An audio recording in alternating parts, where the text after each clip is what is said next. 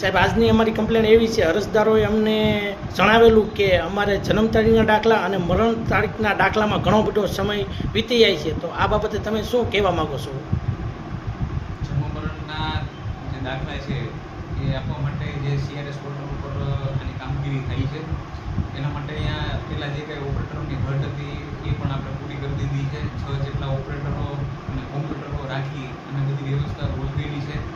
કંઈક ને કંઈક જોઈએ તો છેલ્લા 2 દિવસથી અમને CRS પોર્ટલમાં જે મલ્ટિપલ લોગિંગ થતા હતા એ સિસ્ટમ બંધ કરી દીધી, જેના કારણે વધારે પીસીમાં એકસાથે કામ કરી નથી શકતા.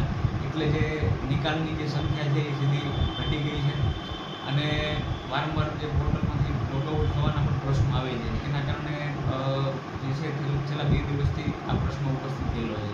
એના અગાઉ જોઈએ તો છેલ્લા 1 મહિનામાં 4000 જેટલા દાખલા જે કહેવાય બરોબર નગરપાલિકામાંથી ઇસ્યુ કરેલા છે અને બને ત્યાં સુધી જેટલું લોકોને વહેલો દાખલો મળી શકે એટલા જ આ પ્રયત્નો નગરપાલિકા દ્વારા કરવામાં આવી રહ્યા છે.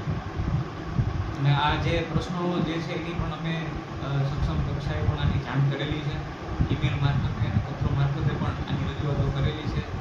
જેવું એનું નિવારણ થશે એવું તરત જ જેટલા પણ કોઈ પણ પેન્ડિંગ હશે કોઈ પણ દાખલાઓ એનો વહેલી તકે નિકાલ કરવાની કાર્યવાહી નગરપાલિકા કરી આપશે.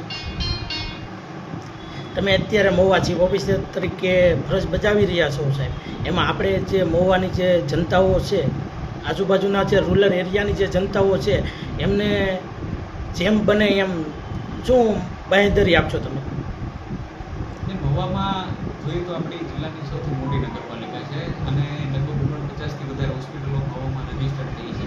એટલે દરરોજ જે એપ્લિકેશન જે આવવાની સંખ્યા છે એ પણ 125થી 150 આસપાસ એપ્લિકેશનો દરરોજ નગરપાલિકાને મળતી હોય છે.